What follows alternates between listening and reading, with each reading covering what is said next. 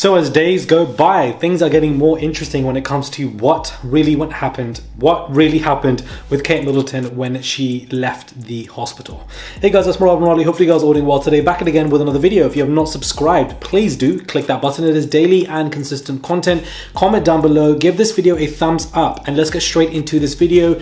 Please subscribe, hit that button, hit the notifications bell so you know I'm coming to you with these videos. So Diego, who has a commentary channel which I've linked before previously and mentioned in regards to his video documenting when Kate was supposedly leaving the hospital, has spoken up again about some curious things that he actually had seen. So he says in this video, I like Diego's videos, but there's something about someone like him, no shade, no tea, but you know, when they speak, get to the point, child. Like, we don't need to take a while to get to the point, just get to it. That's just how I like to digest information. He basically said that he was told by two other people who were taking pictures there, who have a lot of experience, far more than he did, that they explained that they absolutely believe that Kate actually did not leave in that car, that she did not leave in that car with the dead flowers in the front, that she actually left in an ambulance that nobody took a single picture of, and that she left in that ambulance either the morning of the announcement or the day before, so nobody else would have seen her. And then he took a picture of the ambulance, standing outside the hospital, and it was a parked ambulance, and it potentially could be that one, or it could be a different ambulance, or perhaps the story is false. But this is what he's claimed that he was told by other people, and he is speaking out. Now, he was there at the scene. He was there as a paparazzi person. He filmed videos. He saw Kate apparently leaving. You damn well know paparazzi really want that picture of Kate, and the fact that they didn't get it is very interesting. Now, ambulances surrounding hospitals, it's a hospital, that's obviously going to be there, but it would be quite cunning and clever for her team to put her in an ambulance so they wouldn't even think to look her in there. If she was in this ambulance, that could also reflect that something else could be far worse for Kate, because why are you laying down in an ambulance if that were to be the case? Or perhaps she was sitting there as a decoy, or perhaps the story is false. This is what happens when Buckingham Palace, Kensington Palace, the royal family, whatever you want to call it, don't lay out the terms of what is going on, because people are going to have more questions, more rumors. It just creates a nasty hotbed of confused conversation. This is what it's calling. The fact that Buckingham Palace came out with a statement how they are furious, and they've slammed these reports from the Spanish journalists about her being in a coma and etc. They were very quiet and didn't say anything about Meghan Markle.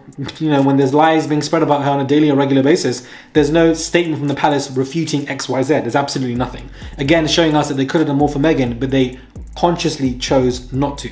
I also find it all bizarre that they would respond to fake rumors. If they know that these rumors are absolutely false, not credible, have no truth in it, why would they respond to it?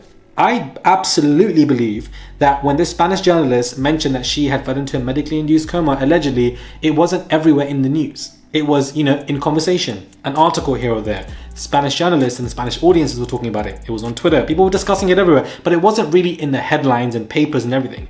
Buckingham Palace responding to this has blown this out everywhere. Now that there are hundreds of articles everywhere saying that the palace has slammed that Kate was in a coma. People could be reading that thinking Kate was in a coma, or Kate was accused of being in a coma. I don't even know that. They've blown this up far more by responding to it. And I don't know the palace, they don't normally respond to a lot of false rumors. So is there something in there that is truth for them to actually respond to it? People don't really get bothered by a lie, but if there's truth in it, they're going to respond with some kind of, tension. And that's what it's kind of giving here.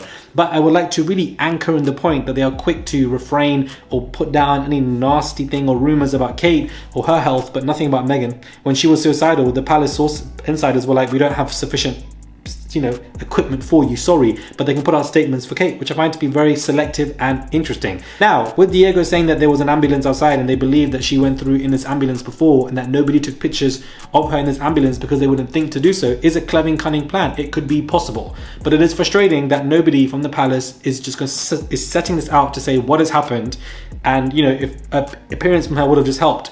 Kate Middleton is absolutely entitled to her medical privacy. Whether you like her or dislike her, it's a fact. Everybody is entitled to their medical privacy. I'm not saying she must be forced to tell us what she's going through, but because of who she is, the next queen, people are going to ask questions. They're going to assume. That's why the Queen Elizabeth was always making appearances to let everybody know that she was okay. There was at least 2 months where people were assuming that Kate and Elizabeth had died when Hollywood Unlocked, Jason Lee had mentioned that, she had died, which was false rumors. But at the time, people were questioning for a while, and they were like, we haven't cited her, she hasn't been seen. Elizabeth came out a month and a half, or 2 months afterwards to be cited, I would imagine, for stuff like this.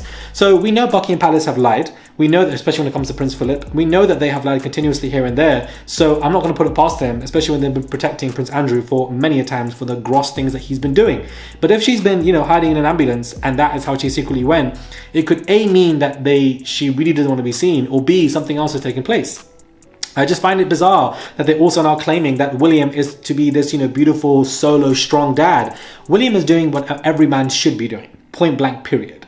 When he went on his holidays or his escapades or wherever he was going and Kate Middleton was alone with the children, there was no articles about how Kate was a strong woman look after her children. But suddenly William is presented to be a hero when he's surrounded by nannies. He's surrounded by workers and cleaners and barely lifts a finger to do any work because of the homelessness or climate change stuff that he's claimed, or peace in the Middle East because he thinks he's a superhero with his savior complex. He's done absolutely nothing.